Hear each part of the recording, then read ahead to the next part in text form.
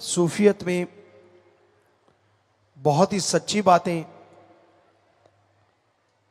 बहुत ही असलियत से भरपूर बातें इंसान को सुनने की मिलती हैं। आज का दौर घोर कलयुग का दौर है। इस दौर में इंसान समझ नहीं पाता वो किसकी बात पे भरोसा करे और किसकी बात पे भरोसा ना करे। जिसे देखो मिश्री से घुली हुई बातें करते हैं, जिसे देखो खुद गर्जी स्वार्थ की लिपापोती बातें करते हैं, जिसे देखो जेब काटने को तैयार बैठा है, जिसे देखो कहीं ना कहीं धोखा, कहीं ना कहीं बुराई की बू आने लगती है। इंसान उलझन में पड़ जाता है, समझ नहीं पाता किसको माने कि वो सही है और किसको माने कि वो डुप्लीकेट है। बड़ा ही विचित्र समय है, बड़ा ही अजीबोगरीब समय है। यहां लोग अपनी ईगो के लिए, अपनी खुदी के लिए खुदा को इस्तेमाल में लाते हैं। पहले ये सुना करते थे बुजुर्गों से, कोई किसी पे एक एहसान कर देता था तो लोग सारी जिंदगी उस एहसान तले दबे नहीं रहते थे, उस एहसान तले दोस्ती का निर्वाह किया करते थे। उनकी मित्रता, उनकी दोस्ती बढ़ती जाती थी। और आज एक नहीं लाखों एहसान कर दिए जाएं, कलयुगी इंसान की सुई वहीं की वहीं रहती है। जब अपना मतलब हल करवाना हो, जब उल्लू सीधा करना हो, जब अपनी वाहवाह करवानी हो, जब जरूरत हो, तो लोग अपने मां बाप से रिश्ता रखते हैं, वरना मां बाप को भी मां बाप की तरह नहीं समझते। हम ये नहीं कहते कि सभी ऐसे हैं, पर पूरी जनसंख्या के अनुसार हमें जो लगता है ज्यादातर लोग ऐसे ही हैं। स्वार्थ है तो राम राम, स्वार्थ है तो सलाम, वरना कोई किसी को बुलाना नहीं चाहता। उम्र इंसान को बहुत कुछ सिखा देती है, जो ना तो पढ़ाई सिखा सकती है, ना कोई टीचर मास्टर लेक्चरर सिखा सकता है। उम्र एक ऐसी चीज होती है, ज्यों ज्यों गुजरती है, ज्यों ज्यों राही रास्ते में जुड़ते चले जाते हैं, त्यों त्यों पता चलता चला जाता है कौन सा राही कैसा है। पंजाबी च एक कहावत है, आदमी दा पता चलता है राह पिया या बाह पिया। मतलब कहीं रास्ते पे चल रहे हों तो पता चलता है, या फिर किसी से व्यवहार किया जाए तो पता चलता है, वरना आप कैसे पता कर लोगे कौन आदमी कैसा है। हमने बड़ी नजदीक से देखा है इस दुनिया को, जन्म से लेके आज तक सब बातें दिलो दिमाग में हैं। कई बार तो हैरानी हो जाती है, यार इंसान ऐसा हो सकता है। राम का नाम नहीं लेना, अल्लाह वाहिगुरु को याद नहीं करना, दुनियावी साजो सामान में उलझे रहना, दुनियावी इच्छाओं में खोए रहना। इच्छा करना कोई गलत बात नहीं, अगर इच्छा नहीं होगी तो जिंदगी नहीं होगी। पर इच्छाओं का मक्कड़ जाल नहीं होना चाहिए।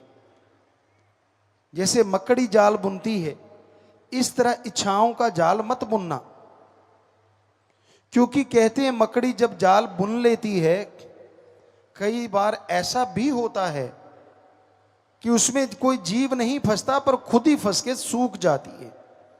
और राजस्थान में हम आम देखा करते थे, इतनी बड़ी बड़ी मकड़ियां बड़ा सा जाल बुन लेती, और अगर उसमें कोई जीव नहीं फंसा तो लास्ट में जब हम जाल साफ करते तो मकड़ी मरी हुई सूखी हुई मिलती, पता नहीं कब की मर जाती। तो उस तरह है भाइयों बहनों, इच्छाओं का मक्कड़ जाल इतना सख्त ना बुन लेना कहीं उसमें ही सारी जिंदगी गुजर जाए और मर जाओ, तबाह हो जाओ। ना ना, इच्छाएं रखो पर जायज। आज के इंसान की फितरत बन गई है, आदत बन गई है। भगवान अल्लाह वाहिगुरु से एक इच्छा रखता है, वो पूरी हो गई, उसकी खुशी होती है। सबसे पहले वाली इच्छा पूरी होती है, बड़ी खुशी होती है। वाह मालका, वाह सतगुरु, वाह अल्लाह, वाह वाहिगुरु, वाह राम, वाह वाह करता है। लेकिन जिस तरह कोई पाठ करवाया जाता है गुरु साहिबानों की पवित्र गुरबाणी का या रामायण का या अलग अलग तरह के पवित्र ग्रंथों का पाठ करते, सुंदरकांड का, ये देखने में आता है राजस्थान साइड में लोग बालू रेत को गिल्ला करते हैं और उसमें जौ या गेहूं दबा देते हैं, पानी रोज डालते हैं तो वो अंकुरित होने लगती है।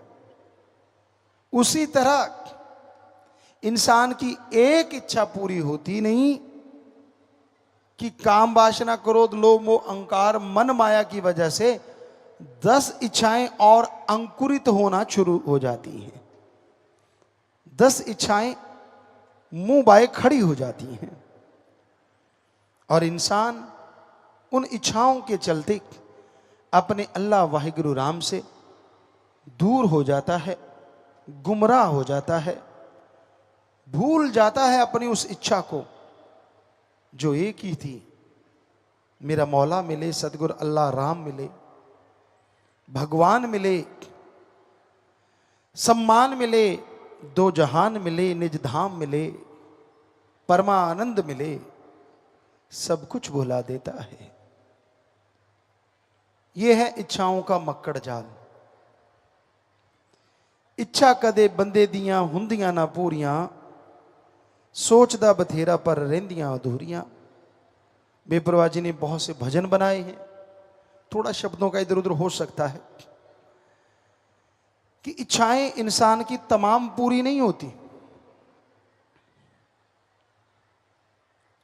सोचता बहुत है और वो अधूरी रहती हैं, और जितनी इच्छाएं ज्यादा अधूरी रह जाती हैं उतना ही वो टेंशन में, चिंता में आ जाता है। इच्छा पूर्ति के लिए यह जरूरी है कि आप सुमरन करें, भक्ति करें। धन्य वो मां बाप जिनकी इच्छा रहती है कि मेरी औलाद ओम हरि अल्लाह वाहिगुरु की भक्ति करे और इंसानियत की सेवा करे। दो तरह के लोग पाए जाते हैं, एक जिनकी इच्छा होती है परमार्थ में चरम सीमा पे पहुंचना कि मैं भक्ति करूं, सेवा करूं, मेरी औलाद नेक भली बने, तो उनको चाहिए खाना जो भी घर में सुबह से रात तक बनता है वो सुमरन करके बनाते रहो। यकीनन ये इच्छा मालिक कबूल मंजूर कर लेंगे और नजारे दिखा देंगे। एक काइया आदमी होते हैं, बड़े चालाक, उनको होता है कि मेरे से प्यार बढ़े, मालिक से कम हो जाए तो वो शुक्र गुजारते हैं। उनको लगता है कि अगर मालिक से बढ़ेगा तो मेरे से घटेगा, और मेरे से बढ़ गया तो मालिक से कम हो गया तो कोई बात नहीं। ऐसे लोग अपने पांव पे कुल्हाड़ा मारते हैं। जो रहमतों का समुंदर उनको मिलने वाला था उससे वंचित रह जाते हैं, वो खोखले हो जाते हैं। थूथा चना बाजे घना। वो छोटी छोटी खुशियां लेना चाहते हैं, पर ऐसा लगता है सब कुछ कहीं गुम सा हो गया। उनको रिश्ते नातों से कुछ लेना देना नहीं होता। वो तो अपनी ही इच्छाओं से, या दूसरे शब्दों में अपनी इच्छाओं पे सब कुछ कुर्बान कर देते हैं। एक कहावत है, बंदरिया अपने बच्चे को बहुत प्यार करती है। आप शायद नहीं जानते होंगे, यह प्रयोग किया गया, देखा गया कि एक तालाब सूखा था, बंदरिया वहां बच्चों के साथ रहती थी। एकदम से फ्लड आया, वो निकल नहीं पाई, पेड़ पे चढ़ गई, पेड़ डूबने लगा। बच्चा छोटा था, उसने घुटने तक बच्चा था, बच्चे को उठाया, अपने सिर पे बिठा लिया, लेकिन पानी चढ़ना बंद नहीं हुआ। पानी चढ़ता गया, चढ़ता गया, चढ़ता गया। और जब बंदरिया को लगा कि मैं डूबने वाली हूं, तो उसने झट से बच्चे को सिर से उतारा और अपने पैर के नीचे दबा लिया। खुद बच गई, बच्चा मर गया। क्या आपको नहीं लगता आज के इंसान भी बंदरियां हैं ज्यादातर? बुरा ना मानना, संत सच्ची बात कहते हैं, थोड़ी कड़वी जरूर होती है, पर सत्संगी क्या हुआ जो किसी पे लगे ना। वो स्पिरिट ही क्या है जो जख्म पे जलाए ना और उसको ठीक ना करे। तो आज के लोग इतने खुद गर्ज हो गए हैं। कहां तो खुशी हो कि यार सतगुरु से, मालिक से प्यार है, हमें क्या और चाहिए। कितनी बार उनको जिंदगी मिल जाती है, कितनी बार उनको नियामतें मिलती हैं, लेकिन उनकी सुई वहीं की वहीं रहती है। खोट निकालते हैं मालिक में, कमियां निकालते हैं अपने सतगुरु में। बड़ा ही अजीबोगरीब लगता है। आपको उदाहरण बताएं, सतगुरु के रमज को कोई समझ नहीं पाया। तुलसी जी कहते हैं, जो कोई कहे संत को चीना, तुलसी हाथ कान को दीना। इतने बड़े फकीर कहते मैं रमज नहीं समझ सका। एक उदाहरण देते हैं, बेपरवाह जी परमपिता शास्त्राम जी महाराज ने जब हमें बुलाया, बात पे बात याद आ गई,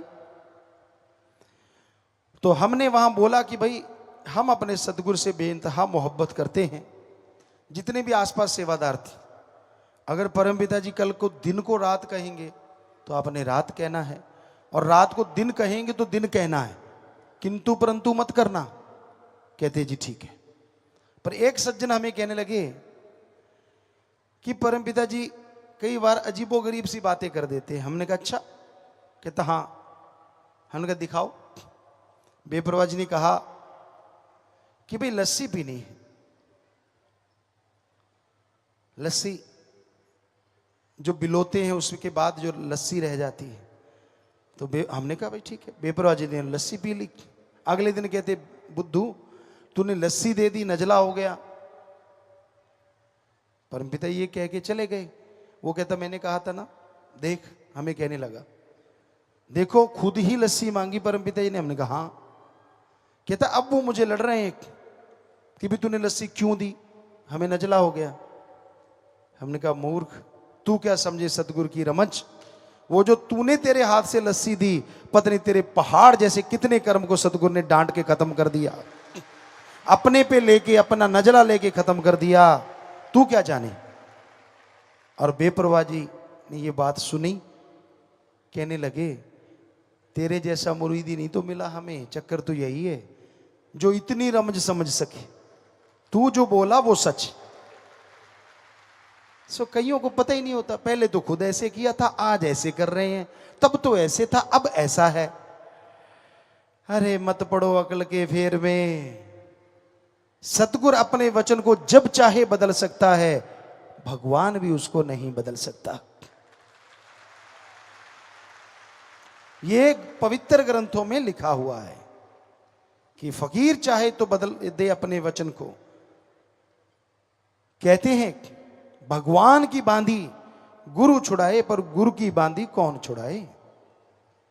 भगवान ने कुछ बांध दिया, किसी को शराफ दे दिया, तो गुरु उस बंदे के लिए प्रार्थना करेगा, मिन्नत करेगा, तो भगवान दया करके छुड़वा देगा कि चल भाई गुरु कह रहा है तो इसकी जिम्मेवारी ले रहा है, छोड़ देता हूं। पर अगर गुरु ही बांध दे तो भगवान को तो आपने देखा ही नहीं, उसके तो दर्शन किए ही नहीं, छुड़ाने कौन आएगा।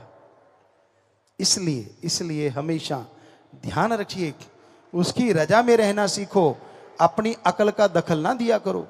जितना अकल का दखल दोगे रूहानियत से कोसों किलोमीटर दूर हो जाओगे और खुशियों से वंचित हो जाओगे। खोखलापन सबको दिखेगा। होता है कई बार, हमने सुना है पिताजी ने पहले तो ये किया था, अब ये कर रहे हैं, उस बार ये, इस बार ये, फलां टाइम वो। वाह क्या याददाश्त है। भूल गया तेरी जान कितनी बार बचाई, भूल गया तेरे पे कर्म कितने किए, भूल गया तेरे पे रहमो कर्म कितना किया। वो तो नहीं इतना याद रहता जितना क्यों किंतु परंतु याद रहता है। होता है ना। फकीर कभी वैसे नहीं कहते, जो दुनिया में चल रहा होता है वही बात कहते हैं, और जो सुन के समझ जाते हैं, मान लेते हैं और आगे से तौबा कर देते हैं, फिर भी रहमतें मिलती हैं। वरना खुद ही में कुछ नहीं होता। तो फिर वो लकड़ी वाली बात हो जाती है। कहते हैं खजूर की लकड़ी ऊपर को रहती है, और वेदों में, आयुर्वेदा में लिखा है उसकी लकड़ी की आग से जो दवाइयां बनाई जाएं वो बहुत ही अच्छी होती हैं। उसकी आग एक रस एक टाइप की रहती है। तो उसके बारे में एक शेर हम बोला करते हैं कि वो ऐसे रही, लकड़ी जल कोयला भई और कोयला जल भयो राख, कि उसका तो पीछा छूट गया। मैं खुदी में इंसान ऐसा जलो, यानी मैं ईर्ष्या में, मैं ईर्ष्या में इंसान ऐसा जलो, कोयला भयो ना राख। इंसान जब अपनी अकड़ पे आ जाता है ना, एक कहावत है, बिगड़ा मन गुरु का ना पीर का। उसे अपने सदगुरु की कोई बात अच्छी नहीं लगती।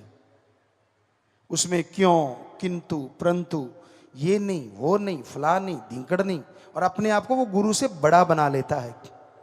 भूल जाता है वो तमाम चीजें जब छोटा होके हासिल की थी। भूल जाता है वो ऐशो आराम जब छोटा बना था तभी मिली थी। भूल जाता है उसका रहमो करम जब वो छोटा था। जब छोटा का मतलब उम्र में छोटा नहीं, जब कहता था मेरा सतगुरु वाह, वो तो गलत कह ही नहीं सकता, वो तो गलत कर ही नहीं सकता। जब उस रूप में छोटा था तो सारी रहमतें लूट ली, और जब अहंकार में आया तो फुल स्टॉप लग गया। खुद ही मत कीजिए, वो अल्लाह वाहिगुरु दया का भंडार है। हमने तो उससे मांगना है, और राम से, अल्लाह सतगुरु मौला से जितना मांगते जाओगे उतना पाते जाओगे। हजारों उदाहरण होते हैं। कई बार पीर फकीर गुस्से में भी कुछ कह देते हैं। कबीर साहब ने ऐसे नहीं लिखा, संतों का क्रोध भी दाती होता है, दुनियादारी का प्यार भी घाती होता है। कई बेवकूफ होते हैं, वो कहते हैं ना, किसी की सब्जी नीचे की गिर गई, कहते बेशर्मा दी डुल गई दाल, कहना थले ही खावांगे। कई बचपन से ऐसे होते हैं बेवकूफ टाइप, दूसरे उनको इस्तेमाल करते रहते हैं, करते रहते हैं, करते रहते हैं। वो उनके इस्तेमाल में आते रहते हैं, उनका काम करते रहते हैं, और उनको मजा होता है यार अच्छा बेवकूफ बनाया। यानी बचपन से ही चलता है उनके साथ। वो बेवकूफ थे, बेवकूफ बने ही रहते हैं, कभी बदलते नहीं। ऐसा हमने देखा है। कितनी भी रहमतें हो जाएं, वो तो उसको बुला सकते हैं, लेकिन अपनी बेवकूफी कभी नहीं छोड़ते, अपनी अकल का इस्तेमाल नहीं लाते। तो फिर लाई लग ना होवे, घर वाला ते चंदरा गमांड ना होवे। जो किसी की उंगली पे चलते हैं, ऐसा नहीं होना चाहिए। अपना दिमाग का इस्तेमाल भी करना चाहिए। मालिक ने जो खोपड़ा दिया, इसके अंदर बहुत बड़ा खजाना दिया है। ये दूसरों के इशारे पे नाचने के लिए नहीं, दूसरों के इशारे पे बंदर नाचते हैं। आप बंदर हो, मदारी नचाता है उनको। दूसरों के इशारे पे पशु पक्षी परिंदे नाचते हैं, कठपुतलियां नाचती हैं। आप तो इंसान हो, कभी तो अपने दिमाग का इस्तेमाल किया करो। परमात्मा ने जो रहमत की है, कभी तो उसका इस्तेमाल किया करो। रूहानियत के रास्ते पे चलना कोई मामूली बात नहीं। इसमें आदमी की काम वासना, क्रोध, लोभ, मोह, अहंकार, मन और माया, 7 बैरी बुरी तरह से घेर लेते हैं। और कोई सतगुरु पे दृढ़ यकीन करे, कोई राम नाम का सुमरण करे, 3 सातों का फंदा ढीला हो सकता है।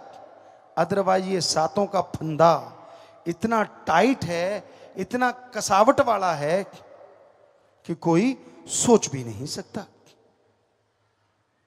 इसलिए हे भक्तजनों, परमपिता परमात्मा का नाम लिया करो, उसकी भक्ति किया करो। जो नाम लेते हैं यहां भी निज धाम की खुशियां लेते हैं, और मरने के बाद भी वो निज धाम जाया करते हैं। हम सीधी भाषा में कबीर जी का दोहा आपको सुनाएं। गुरुमुख मरे क्या रोइए, जो अपने घर जाए, रोइए मनमुख बापड़े, जो हाट न हाट बिकाए। सो गुरु से प्यार करता है, वो मालिक की गोद में बैठ के निज धाम जाता है। गुरुमुख बनो, मनमुख ना बनो। कितनी देर अकड़ में रहोगे, कितनी देर तने रहोगे। आपको बताया, खजूर तनी रहती है, उसकी लकड़ी जल्दी काट ली जाती, क्योंकि वो वेदों में लिखा है कि ज्यादा काम आती दवाइयों में। और बेरी को कोई काटता ही नहीं, क्यों? उसकी लकड़ी काम की नहीं होती। पर आपको पता है, गरीबों में बेरी के जो फल होते हैं वो सेब संतरों से भी ज्यादा विटामिन वाले होते हैं। और वो झुकी रहती है बेचारी, ना उसकी लकड़ी काम की, पर उसमें फल लगता है बहुत ज्यादा, इसलिए लोग काटते ही नहीं उसको। यार लकड़ी काम आएगी नहीं, और जीती है तो ये बच्चों के भी काम आएगी। तो इसलिए अकड़ो मत, खुद ही मत करो, और अपने दिमाग का इस्तेमाल करके अच्छे कर्म करो। हम नहीं कहते आपका रास्ता कैसा है, आपका दोस्त कैसा है, आपका संगी साथी, जीवन साथी कैसा है, पर बुद्धि विवेक से तो काम लो। आपका सदगुरु कैसा है, क्या उसने आपकी गरज पूरी नहीं की? अजी ऐसी पूरी की जो आप कल्पना भी नहीं कर सकते। क्या आप जिंदगी कहीं से ला सकते हो? क्या आप भयानक बीमारी जिससे डॉक्टर लाइलाज कह दें, क्या अपनी अकल से या अपने उन यार दोस्त चमचे वालों से ठीक करवा सकते थे? तो फिर चमचागिरी नहीं छोड़ी, सदगुरु को छोड़ रखा है। समय का क्या पता, आने वाले समय में कैसी करवट ले, क्या होने वाला है। फिर क्या करोगे? क्या जिनकी चमचागिरी कर रहे हो वो बचाएंगे? क्या वो कर्म काट देंगे आपके? कभी तो बुद्धि से काम लो, कभी तो विवेक का काम लो। हर टाइम जो मन को भाई वो ही गाता है। और जब महान मन का पहाड़ टूट जाता है, फिर कुर्लाता और चिल्लाता है, फिर बचाने कोई संगी साथी रिश्तेदार नहीं आता है। यारी रखी उस सतगुरु मौला से, तो वो मरने से पहले, जितने बार मरते हो, हर मरने से पहले आके उंगली पकड़ के बचाता है। वो उंगली पकड़ के बचाता है। सो उससे यारी रखो ना, जो दोनों जहान का यार है। वो अल्लाह वाहिगुरु राम सतगुरु मौला है। वो नहीं छोड़ेगा, दुनिया कुछ भी बोले, उसने जिसका एक बार हाथ पकड़ लिया वो नहीं छोड़ता, नहीं छोड़ता, नहीं छोड़ता। आप लाख हाथ झटको, आप लाख हाथ छुड़ाओ, वो नहीं छोड़ता, क्योंकि उसको आपकी जिम्मेवारी हो जाती है जब वो आपको गुरुमंत्र देता है कि भाई ये मेरे बच्चे हैं। आप उनकी निंदा करो, आप उनको गाली भी देते हो, कोई फर्क नहीं पड़ता, क्योंकि वो तो फकीर है। फकीर की इज्जत इसी में होती है कि वो परमपिता परमात्मा के गुण गाता है। कोई उसे गाली दे, कोई उसे गलत बोले, राम जाने उसका काम जाने, पर वो सबके लिए मालिक से हमेशा ठंडी निगाह रखें, यही अरदास करता है, यही दुआ उसके चरणों में रखता है। कभी किसी का बुरा नहीं सोचता फकीर, हालांकि उनका बुरा सोचने वालों की कमी नहीं होती। कामादे आके टगे नहीं मरते। जिस सतगुरु मौला जिस दिए को रोशन कर दें, अरे काल तूफानों में क्या ताकत, उसकी लौ को डगमगा भी सके बुझाना तो दूर की बात। सो परम पिता परमात्मा वो राम जिसका निगहबान होता है, वो कभी भी कोई चोट नहीं खाता। आप कई बार पाखंडों में फंस जाते हो।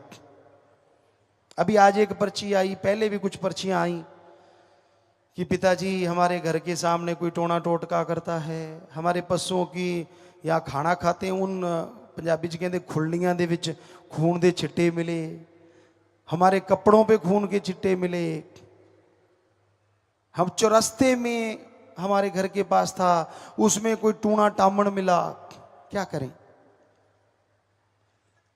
अरे आप सत्संगी हो, आपको तो कम से कम पता होना चाहिए ये पाखंड होता है।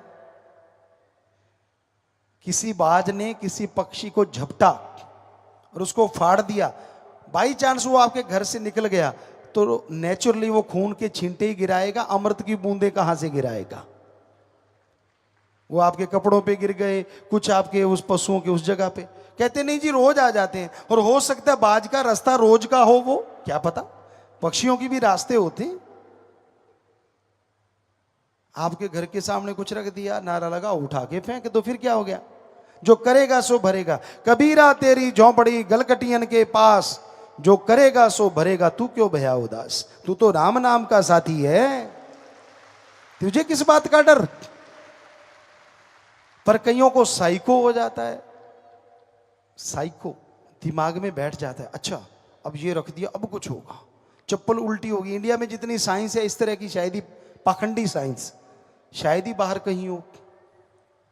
जुत्ती उल्टी होगी, ओहो हो, अब लड़ाई होगी, तो 50% तो लड़ाई के लिए तू तैयार हो गया कि लड़ाई होगी, आजा।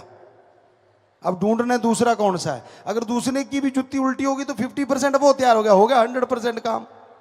साइको माइंड में फिट हो गया। आप जा रहे हो, पीछे से किसी ने छींक मार दी तो गड़बड़, बल्कि मारते कहीं तो आगे वापस, तूने छींक क्यों मारी हो, नहीं उसके कोई गन थी जो गोली जल गई, है तो परमात्मा ने दी, उसने मार दी, या तो उसके हाथ में हो। अजीबोगरीब है। रास्ते में झोटा मिल जाए, कई बेचारे कहते बस आज काम खत्म होगा तो वापस चले जाओ, कई वापस ही चले जाते, मैं नहीं काम पे जाता, नेचुरली वो काम तो खराब हो ही गया, नहीं जाते तो। अब झोटे के लिए बेचारे के लिए कोई अलग जगह तो है नहीं, या तो उसका घर बना दो, वहां बैठा रहेगा, फिर निकल के आए तो मानी बात। सारी गलियां गांव की, रास्ते रोड्स उसका ही घर है ना, वो तो घूमता ही रहेगा ना। आप उसके रास्ते में आए हो, वो आपके रास्ते में नहीं आया, वो तो जंगली है, वो तो जहां मर्जी घूमेगा, पर आपका बुरा हाल हो जाता है। बहुत पाखंड है। कोई इस दिन को मत नहाओ, उस दिन को मत नहाओ, कोई गंजा नहीं हुआ, हमने देखा है, हम भी नहाते रहे हैं, कभी कुछ नहीं हुआ। फजूल की बातें, इतने पाखंड हैं जी। अब पुराने बुजुर्ग भाई से या किसी माता से पूछ लो, आप किताब लिख लेना, इतने पाखंड बता देंगे आपकी। हर बात पे पाखंड है, हर बात पे। अख फर्क की खब्बी के सज्जी पता नहीं। अब मसल हैं तो फड़केंगे, जब मसल स्टिल हो गए, मान लो आंख खुली की खुली रहेगी, कैसा लगेगा। आप सो रहे हो, आंख खुली है, बच्चे देख के डर के भाग जाएंगे, पेशाब निकल जाएगा बेचारों। तो ये फड़कता है तो धड़कता है तो काम चलता है। नहीं तुझे पूछ लो, इतने सारे नु पता होगा, थोड़े जो बहुत ग्रंथी बैठे ना कमाले, ਭੈਣਾਂ ਤਾਂ ਖੈਰ ਮਹਾਗ੍ਰੰਥੀ ਹੈ, ਪਰ ਘੱਟ ਤੁਸੀਂ ਵੀ ਨਹੀਂ, ਭਾਈ ਵੀ। ਭਾਈ ਕਹਿੰਦੇ ਜੀ ਨਹੀਂ ਜੀ, ਸਾਡੀ ਜੇ ਸੱਜੀ ਫੜ ਕੇ ਤਾਂ ਚੰਗਾ ਹੁੰਦਾ ਹੈ, ਜੇ ਖੱਬੀ ਫੜ ਕੇ ਤਾਂ ਮਾੜਾ ਹੁੰਦਾ ਹੈ। ਇਹਦਾ ਮਤਲਬ ਤੁਹਾਡੀ ਖੱਬੀ ਕਦੇ ਫੜ ਕੇ ਹੀ ਨਾ ਖੜੀ ਰਵੇ ਸਿੱਧੀ। ਕਮਾਲ ਦੇ ਬੰਦੇ ਹੋ ਯਾਰ।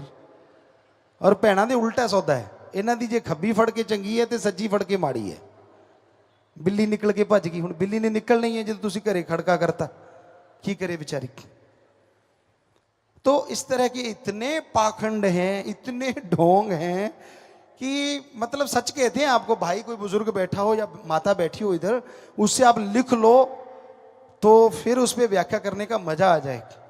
वो इतने पाखंड होंगे पूछिए मत, हमने तो देखे हैं ये बहुत सारे पाखंड, बहुत ढोंग होते हैं। सुनना हो, जब बाबे की मटी होती है जो पेड़ों के नीचे बनाई, पंजाबियों में खास करके होती है, क्या होता है आपने देखा है, और हमने तो बड़ा नजदीक से देखा है। वहां दूध लेके जाएंगे, बेरी के नीचे होता है, वैसे है ना कमाल। बाबा भी कांटे वाले झाड़ी के नीचे ही रहता है, किसी का टाली थले भी जंड थले का होंगे ही है। सो वहां जाएंगे और माता बहनों का देखना हो, वाह क्या कमाल होता है। ओहो हो बाबा इन्ना लवेड़ता, लवेड़िया कि नहीं अंदर चिड़िया ने मार मार बिठा मार। अब चिड़िया ही ऊपर बैठेगी तो बींट मारेगी ना, उसके कौन सा अंडरवियर पहना होता है, वो तो सीधी बाबा भी पड़ेगी आगे तड़ाक तड़ाक। और हम पास में खड़े हो जाते हो, ओहो हो आप दी चुन्नी नाल ऐसे चुनरी उतारेंगे, ओह बाबा जी की करता। इतनी अकल नहीं आती, जो बाबा अपने आप को बींट से नहीं बचा सकता वो आपके कर्म कैसे काटेगा, पता नहीं क्यों नहीं अकल।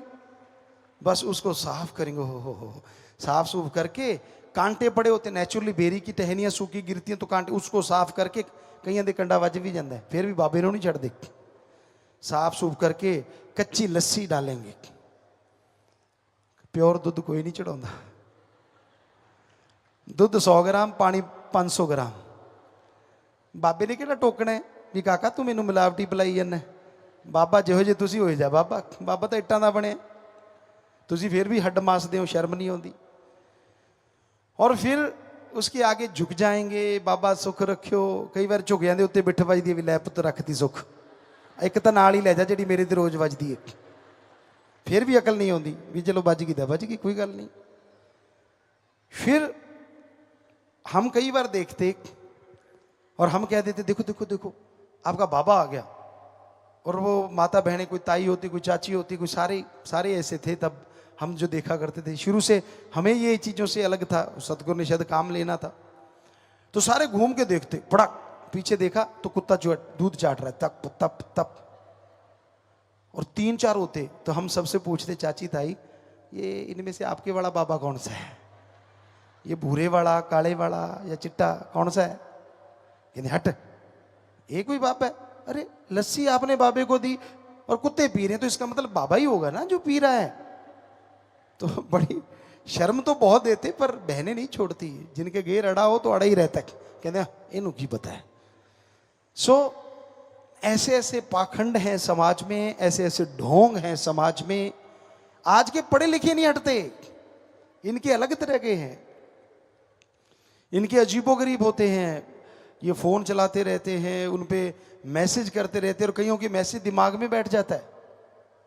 वही साइको, ये व्हाट्सएप है या फेसबुक है या इन चीज, अच्छी चीज़ है, ज्ञान बांटो, लेकिन इसमें ज्ञानी इतने हैं, कई बार हमें टाइम मिलता है, कभी कभार मिलता है, पढ़ने बैठते हो बड़ी हंसी आती है। खैर कई बच्चे तो इंटरटेनमेंट के लिए डालते रहते हैं, पर कई ज्ञान देंगे पूरा उसमें अपनी तरफ से, नया नया ज्ञान, ये ले लो वो ले लो।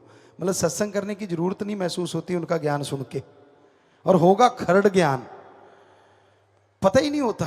तो पहले कहा जाता था कि भाई आप रोटी बनाते हो बहनों सिर पे चुन्नी रखो, आजकल के बच्चे कहते चुन्नी रखना स्टैंडर्ड के खिलाफ है। ये नहीं पता चुन्नी रखना नहीं, चुन्नी बांधना होता था ताकि रोटी में कोई बाल ना गिरे, कोई आपका वो जो डेंड्रफ है वो ना रोटी में गिर जाए। वो कहीं दी जूं होंदी है कि विच ही ना तली जाए, इसलिए बंधा देते थे पहले चुनरी, और कोई पाखंड नहीं था। लेकिन आज के बच्चे तो चुनरी का कोई मतलब ही नहीं, लेना देना ही नहीं होता, चलो कोई बात नहीं, अगर रोटी बनानी हो तब कम से कम कोई टोपी टापी चढ़ा लिया करो, शेफ बन जाया करो, शेफ, वो तो स्टैंडर्ड हाई है। पर बाल ना बाहर आए, क्योंकि काफ़ी रोग उससे फैलते हैं। हमारे पुराने बुजुर्ग समझदार होते थे, नीम बांधते थे, बैक्टीरिया ना आए। बच्चा होता था, उनके चारपाई पे जो नीम की पत्तियां डाली जाती थी, वो भी बैक्टीरिया वायरस ना हो। तो इस तरह से बहुत सारी चीज़ें अच्छे के लिए होती थी, पर आज वो पाखंड सा नजर आता है। तो अच्छी चीज को अच्छे की तरह लोगे तो वो पाखंड नहीं है।